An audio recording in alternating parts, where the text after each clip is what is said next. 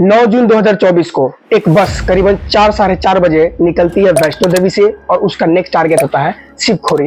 उस बस में करीबन 53 लोगों की कैपेसिटी थी और बस पूरा का पूरा भरा हुआ था। बस लगभग 6:10 में एक शहर पहुंचता है जिसका नाम होता है पौनी। उसमें एक गांव होता है जिसका गांव का नाम होता है तिरियात। सारे श्रद्धालु थे, अलग अलग स्टेट से आए हुए थे, कोई यूपी से था, कोई राजस्थान से था, कोई हरियाणा से था। वो लोग वैष्णो देवी का दर्शन करने आए हुए थे। सारे लोग कीर्तन करते हुए, गाना गाते हुए, भगवान का नाम लेते हुए बस में एकदम आराम से हंसते खेलते जा रहे थे।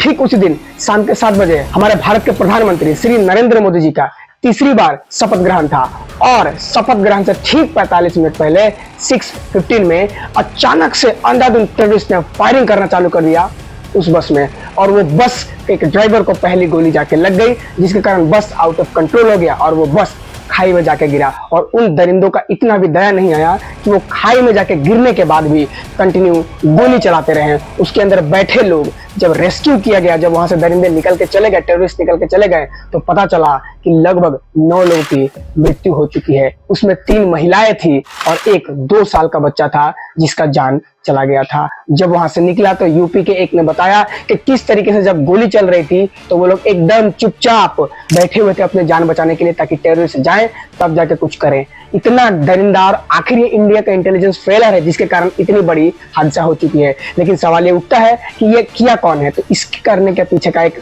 ऑर्गेनाइजेशन है जिसका नाम है the resistance force. The resistance force actually नाम बताता है रेजिस्टेंस। इन लोग का ये कारण है कि वो जो कश्मीर में जो 370 है उसके बाद जो भी हत्याकांड होते हैं वो यही लोग करते हैं, जो भी अटैक्स होते हैं यही लोग करते हैं। तो सवाल ये उठता है आखिर ये लोग करते क्यों हैं? जब आर्टिकल 370 2019 में हटा दिया गया उसके बाद जम्मू एंड कश्मीर में काफी ज्यादा खुशहाली आने लगी, सारे लोग अच्छे से रहने लगे, एजुकेशन बढ़ने लगा, सारा चीज बढ़ने लगा।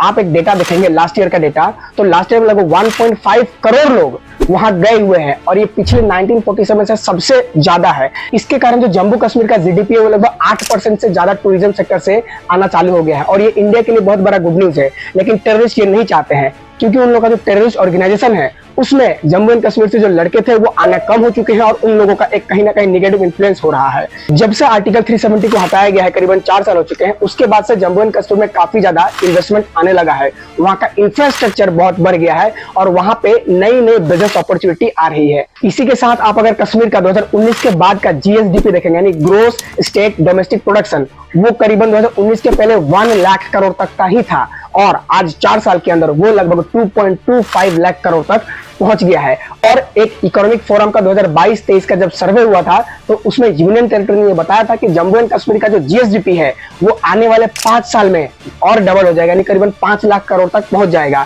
आप सोच के देखिए जम्मू एंड कश्मीर कितना अच्छा लेवल पर पहुंच रहा है। वहां से बहुत सारे एथलीट आ रहे हैं। आपने अब्दुल समद का नाम तो सुना ही होगा, जो कि क्रिकेट में है, जो कि क्रिकेट खेलते हैं, आईपीएल खेलते हैं, जो कि आपने उमरान मलिक का भी नाम सुना होगा, वो भी आजकल आईपीएल खेल रहा है। तो जम्मू एंड कश्मीर से क्या हो रहा है, आपका कंटिन्यू बढ़ रहा है, एथलेटिज्म बढ़ रहा है, लोग वहां से आ रहे हैं, लोग एजुकेटेड हो रहे हैं। ये सारा चीज वहां के लोगों को बहुत ज्यादा बेनिफिट कर रहा है, लेकिन ये चीज वहां के टेररिस्ट ऑर्गेनाइजेशन को देखना नहीं मांगता है। लेकिन क्या सवाल ये उठता है कि क्या सिर्फ और सिर्फ ये पहला अटैक है? आप अगर देखेंगे तो ऐसा एकदम नहीं है।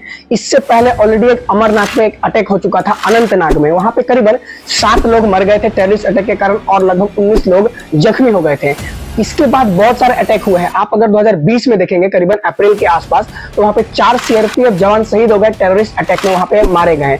इसके बाद पुलवामा में जो अटैक हुआ था उसके बाद भी वहां पे एक पुलिसमैन को गोली से भून दिया गया। इसके बाद भी 2020 में अप्रैल में 3 सीआरपीएफ जवान शहीद हो गए। लेकिन अब इनका एक शिफ्ट आ गया है, ये लोग सीआरपीएफ को छोड़ के वहां के लोकल सिविलियंस को टारगेट कर रहे हैं, क्योंकि उनसे तो इनके पास हिम्मत है नहीं लड़ने की। तो अब ये सिविलियंस को जो निहत्थे जाते हैं, जो दर्शन करने जाते हैं, जो उन लोगों का मेहमान होता है, उन लोगों को वो मारते हैं और उससे उन लोगों को बहुत अच्छा महसूस होता है। आप अगर देखेंगे तो बहुत सारे हमारे इंडिया के सेलिब्रिटीज काफी चिल्ला रहे थे, all eyes on Rafah, all eyes on Rafah. अच्छी बात है, ह्यूमैनिटी जिंदा है अभी भी कहीं ना कहीं करने के लिए। तो सारे के सारे सेलिब्रिटी जो ऑल आइज ऑन रफा चिल्ला रहे थे वो लोग कहां हैं? ऑल आइज ऑन रियासी पे क्यों नहीं चिल्ला रहे हैं? कहां गए वो सारे लोग? सिर्फ पैसे के बल पे नाचना जानते हैं क्या वो लोग? वो लोग आके अगर हम आप सारे लोग मिलकर hashtag all eyes on Reasi पे चलाते हैं तो कहीं ना कहीं ये जो अटैक हुआ है ये कहीं ना कहीं इंडिया को पॉजिटिव डायरेक्शन में देगा। और ये जब पूरा इंटरनेशनली जब इस बात को उठेगा तो कहीं ना कहीं ये चीज इंडिया को फायदा देगा। हाँ, इंडिया इस पे काम जरूर कर रहा है और जरूर जो भी टेररिस्ट है उसको पकड़ा जाएगा और एकदम कड़ी से कड़ी सजा दी जाएगी। पीएम ने भी ये बता दिया है।